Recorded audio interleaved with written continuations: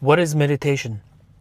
Everybody in the world, at least now, knows something about meditation. They consider it just sitting down and you're like in that position, closing your eyes, right? But what happens in meditation when we say we practice meditation, or some people might say, oh, my meditation is cooking, or my meditation is playing tennis, my whatever, like I don't consider that meditation. Whatever that is, just there's a level of focus that's required to cook. There's a level of focus required to play tennis, and so on and so on. So I don't consider all of those things meditation. What I think meditation is when we the classical traditional sense of what meditation practice is you're not moving your body, you're having you're closing your eyes, so you're reaching some form of a state of awareness beyond the body and mind. That's what meditation is to me.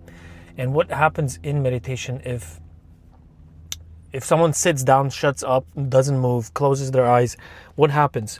The body relaxes, even though like it'd be like that's why in traditional classical yoga practice you do yoga postures and everything so that your body is strong enough to sit still and not be, and you kind of have to get tired before that. And then there's breathing exercises before you even sit down and shut up and practice meditation. So there's a lot of understanding of life, what life is all about. Then there's movement, then there's breath work, and then there's stillness. But in any case, we can all sit down, shut up, not move. And what happens then is that there's an element of relaxation, then there's an element of creation. We start visualizing, and that's not a bad thing. It like putting down your phone, especially nowadays, putting Netflix away, not communicating with other people, and just going completely inside internally. That is a state, even if you don't go further, deeper into what meditation is supposed to be, classically, traditionally, what it's being taught as. There's still an element of relaxation, which is good. Then there's an element of creation. You're gonna have to, even if you're gonna see bad thoughts, bad ideas in your head, you have non-positive thoughts or whatever is in your mind, at least you'll see the content of who you are when you're sitting down and not consuming with your senses externally. So that's already a good thing. So to me, meditation practice is those three things: is relaxation, then creation in the mind, and then at some point you'll be tired of creating in your mind, and you'll start transcending. It'll be different experiences for you. So to me, that's what it is. It's relaxation, creation, transcendence. And true meditation practice is in that transcendence space. How do I start meditating? I am not a big fan of using apps and all of the like guided meditations, but it is helpful, and clearly a ton of people benefited from it. So it's not about what I think, it's what works. To me, I tried the guided meditations and apps, and I just find like it's like a hindrance. Like I want nothing, I want no noise, nothing. I just want to be present with myself, and I don't want any external voice. I already have a voice inside me. Why do I need another external voice? But clearly a ton of people benefit from it, so it's a good thing. So maybe that's your way to start, is listening to guided meditations, listening to that process. But also I would read maybe traditional texts on meditation. Ooh, there's a jet. I'm sitting in an airport. It's one of my favorite places to be and bring my kids to, especially the little guy. We love watching planes land and take off. And there's a little cafeteria there where they make delicious hamburger and fries and stuff. Okay, so you can either start with an app, like all those traditional Insight, Headspace, Calm, like whatever app. There's a ton of free stuff online to start meditating. But I would just try to sit down, shut up, try not to move, and journal. Have a journal. Either on your phone, you have a thought, idea, and they will come, and you just write them down and keep a journal, either on your phone or like physically. You're sitting down, you're not moving. It doesn't have to be in a super yogic posture. You don't have to cross your legs. You literally, right now in my car, I can sit down as long as my body is relaxed. And eventually you'll want to sit with the spine like straight up, and the more you move, but technically you don't, as long as you don't fall asleep, that's the whole point. You can even do it lying down. But there, like you'll start feeling it at sometimes, like the position, what position you want to be in, and a sitting position keeps you more alert, and instead of lying down. So how to start meditating is just figure out first of all, understand the big why you want to meditate. And for me, meditation is about relaxation, creation, and then transcendence, to let go. So maybe it's about like learning and understanding what meditation is first, or listening to guided meditations. And then my personal favorite is just to shut up, sit still, don't move, close your eyes, and journal, and then go beyond journaling. And then that's how to start. How long should you meditate for? Depends how much time you have. I have 3 kids. I have a wife. I have a family, and I have a job, work that I work like 10 to 11 hours a day. I want to also work out. I want to also play tennis. I want to spend time with all of them. And to me, meditation is not a hobby. It's almost like a necessity. I want to experience life beyond. I want to understand life beyond just our survival and procreation. So it depends on the time you have. Maybe this week or this moment in your life, you don't have that much time for it. But overall and ultimately, meditation is not about time. There's an element of meditativeness. It's like a state that you can come into, and for some it could take 5 minutes, for some it could take 2-3 hours, for some it could take a lifetime, many lifetimes.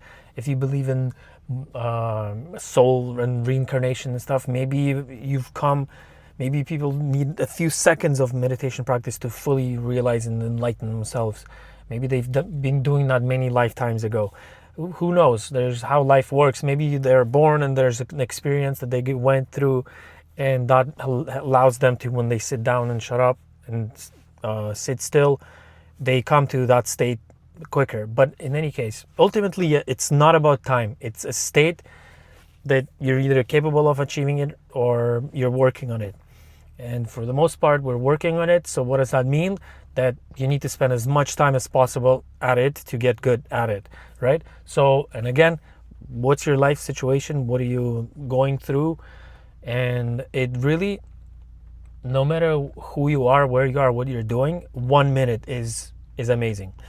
2 minutes, great. 12. Like I don't view it as like, oh, it needs to be 30 minutes. It's like, what are you going? And also what's important here is, are you keeping that state and realizations that you had in a meditative state throughout the other 23 hours, or like not including time you sleep? Like, so let's say the other 16 hours a day, do you take those lessons with you? How do you go about life? That's maybe even more important of a time thing than how much you spend like in the posture of meditating. Do you take the meditation practice lessons into your real life is more important than how much time you meditate. Another question that people ask is, do I need to sit in a posture? And I answered that already, that as long as you don't fall asleep, it's great. If you can lie down with your like the entire body straight, maybe like on the floor in a yoga mat, and that's Shavasana pose traditionally called, where it's a full body relaxation, but a lot of people fall asleep in that. So technically, the best posture is sitting up with your spine straight. That's the best way to meditate. But if you're in your car, you're in a parking lot, you have a few minutes, just put the phone away, put everything away, and just again sit there with your eyes closed and try not to move anywhere, not to itch, nothing, and just be for a minute. And then you can also journal. Best posture, spine straight, not lying down. But do what you can. What should I do if I can't stop thinking? I would not worry at all about that. Whenever you have good thoughts, bad thoughts, journal. That's why journaling is a great practice, and meditation is amazing because it's important to know what you're thinking about. So keep a journal, and and not worry about it. And then the more you do it, the more you not stress about having a lot of thoughts, the deeper you'll go, and there's gonna be less thoughts, and there's gonna be just more of an experience thing, and thoughts are not bad. Thoughts are the part of creation that I talked before. Relaxation, creation, transcendence. And it's amazing that you have thoughts, okay? Journal them. There's going to be amazing ideas. There's going to be solutions. There's going to be visualizations that you see people that, and you're going to come up with answers to things and ideas to things. It's a beautiful thing. So keep a journal. Another question people have is it normal to be like anxious, stressful, restless, uncomfortable during meditation? And probably yes, for a lot of people, right? So it is normal because a lot of us are not moving enough. A lot of us are not eating right. So all of those things play a role. And also a lot of us don't understand fully what meditation is for. Like we just hear that, oh, go meditate. It's a thing. Everyone knows that word. Everyone has an idea of what it is. But there's not enough proper education of in general what life is all about fundamentally, and that causes stress, anxiety. And then there's not enough movement. We don't like lift heavy enough. We don't run, we don't walk a lot. We eat too much, or I guess too little sometimes, bad things. So all of those things play an effect, and that's just where we are as a society. But so maybe for a lot of people it is normal to feel all those things during meditation, but in reality, if we look at our ancestors, they moved a lot, they hunted, then they gathered food, and then they came by the fire, and I think a lot of them were able to just sit still, shut up, and not move. Okay, so work at it. That's the best answer for this. How do I stay consistent? And that's the same question for working out, for food, for work, for anything amazing in life. Requires consistency. And for me, the biggest reason or the biggest way to stay consistent is having a strong why. And I kind of sort of talked about it already, is that we have a strong why when we have a strong understanding of what it is and a fundamental breakdown of why you're doing it. So if it's a basic fundamental breakdown of why you're doing it, it's about relaxation, it's about creation, it's about transcendence. Those are real answers for myself of why meditation. And then in general, for me personally, the idea of life being just about work and survival and procreation and just like having better and better technology, and it's fun, it's beautiful, but to me, I want to know more. I want to know deeper answers of life. That's why I come to meditation. So consistency only comes through knowledge of what it is fundamentally, and knowledge of life in general, and having that strong why. And it's the same for working out. If your why is to look good for the beach this summer, that's not a good strong why. Your why should be because you want to feel amazing every single day. That's a big strong why, because you have a body and you need to feel great. It's a tool that we all have, and we need to feel great. And that is such a strong, simple, fundamental why, because we have a body. So it needs to move, it needs to eat the right things, and you want to feel good. Boom. So to me, that's a strong why. It's the same thing with meditation. What's the difference between mindfulness and meditation? Mindfulness is probably more alongside of, like I said before, being mindful of the everyday things and taking the lessons from the meditation experience that you have when you're sitting still, applying them to life. That's what mindfulness to me is. If you have a different definition, amazing. There's probably all sorts of things like that. But it's just mindfulness, awareness, being conscious, being attentive. To me, that's the same synonyms of the word mindfulness. Paying attention, being aware, all of those things are mindfulness. And meditation is actually the practice when you sit down, shut up, and sit still. Should I use an app, guided meditation, or sit still? I answered that before, but again, if it helps, yes. I'm just going by a list of 15 most asked questions.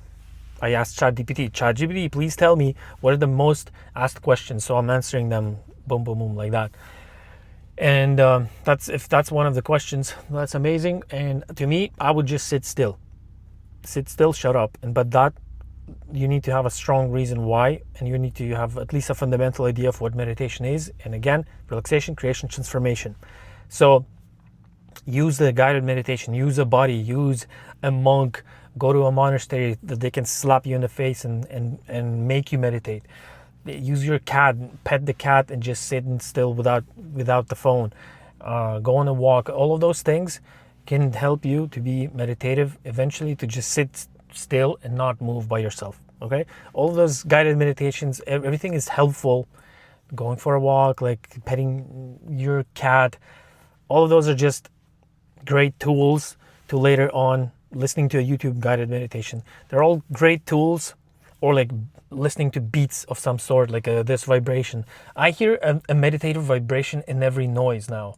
There's a toilet flushing, that's like, I hear Om, I hear meditative thoughts. Plane flying, car, child crying, I could sit there and like make myself believe or whatever, or just feel that it's all part of life. It's all like an Om to me. So there, I think I answered that. What time of day should I meditate? To me, if we think about meditation as relaxation, creation, transformation, relaxation is maybe for the morning time when you, or I guess it's also an evening time too, but you don't want to fall asleep there. But in the morning, think about the day. In the morning, you're thinking of the day, so maybe that's like an element of creation. Then there's no best time technically to meditate. For me, is how I think about it. If you're super busy, maybe there's like a few minutes in the morning just to like set yourself for the day. And then if you have time at lunch or break or whatever, like during the day a little bit. And then at night is when I find it the easiest, because my kids are asleep, my wife is asleep. I know I have extra time and there's most likely nothing is going to happen. And I have that 30 an hour time to practice that. So the best time is when you have time, and there's different elements. In the morning, you're about to start a day, so that has a certain energy to it. Lunchtime, midday, that has a certain energy to it. Nighttime has a very meditative energy to me. So maybe nighttime and very early in the morning before everyone wakes up technically is the best time for, like, that energy is very conducive to meditativeness. What is the goal of meditation? The goal of meditation is relaxation, creation, and ultimately transcendence. That's the greatest goal, is to go experience life beyond the physical, beyond body and mind, and be able to be in that state and explore what life is all about beyond our body, our own mental mind, and discover who you truly are. And if that's too much for you, just stick with it's good to relax, it's good to create, because we are in a time where we are consuming a lot. So consuming yourself, your mind, is very good for you. Can meditation help with anxiety and depression? I think so, but I think there's a lot. I definitely think that you should try it, especially in a setting where, like an ashram, monastery, somewhere like it, there's a very strong influence on it, on your mind, on your physicality, on your soul, because architecture and all of those things have a strong effect on us. Because if you have a very strong anxiety and depression, you need extra. So you need a diet change, you need like a lifestyle change, and meditation can be a part of that. But meditation is not a tool I don't think it's not necessarily, for most people, it's not a tool to get rid of depression. I don't view it like that. I want a good state, a good understanding of what life is about, and then you practice meditation. That's how I see it. But it could definitely, like, doesn't hurt. It's free. It's like, try it. Sit down, shut up, don't move, be consistent with it. Maybe it'll be the thing for you to get rid of anxiety and depression. When it comes to what are the scientific proofs of what meditation does on the brain, I am the last person to ask that, because I'm so not scientific. I want science to catch up with me. I want to experience life and then plug me into whatever, and I don't really want to do that, and then discover. I don't want to read what the benefits are, this is what the brain does, and then meditate with that. To me, maybe that's part of your psyche, that's how your mind works, and maybe that'll give you a strong reason why. So don't listen to me right now, just do what you think will give you a strong why to meditate. But to me, I'm just being authentic, real with you. That doesn't help me. I don't want to know the benefits of meditation. I don't want to know the scientific reasons why it works. I want to experience it, and like with an open experience, open mind, or go beyond the mind. I don't want to. That doesn't give me a strong why. What gives me a strong why, again, like I said before, is just the thoughts and ideas of what is life, what would there be if nothing existed. That's enough of a strong why to me to meditate, because I believe that those answers to the deeper philosophical questions will only come in that stillness state, and not in reading something, listening to someone. So to me, that's a strong why. But if you're in a mind, certain type of mind where you need those answers, go right ahead. But I'm not going to provide those answers for you. Is meditation religious or spiritual? And a lot of like Christians, I don't know, like other traditions can be like, oh my gosh, meditation, it's the devil, like you're practicing devil occult stuff. But to me, I have a great definition of what religion is, and spirituality maybe too. Like religion to me, every person is religious. Religion just is a routine of whatever answers you came up to life questions. Your religion is how you live according to, like, whatever you're consistent. You wake up, you do certain things. Why are you doing them? It's your religion, how you think about. You might not have a cross on your chest. You might not have any like external physical anything that shows that you're part of a certain religion. You might not go to church on Sundays, or whatever the practice is, but everyone is religious because you live, you exist, you have a certain daily routine. That daily routine is based on your environment, what you've learned, and that's your religion. Everybody is religious. And when we evolve our questions, we get certain answers about life, we have certain understandings. So we evolve our questions, our religion has to evolve as well. And that doesn't mean that you need to jump from one thing to another every day. You need to have depth. So once you truly have an experience that changes your perspective on life, your religion has to change. You now understand what you need to do for your body, for your mind, for your mental, emotional, spiritual state. That changes your religion. So I believe the greatest difficulty is to be honest with yourself, right? To change and evolve your routine. So again, is meditation religious, spiritual? Everything is freaking religious and spiritual. Can meditation change your life? Yes. Just like eating an apple can change your life when you're hungry. Everything can change your life. Don't be thinking that meditation is the be all end all. Everything can change your life.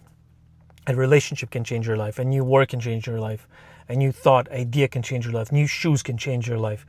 A new mattress on your bed can change your life. Everything, be in a state. If that's a meditative thought, then meditation did that to me.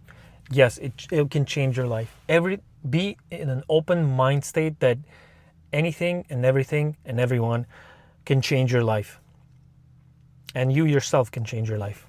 Boom! Done. 15 questions.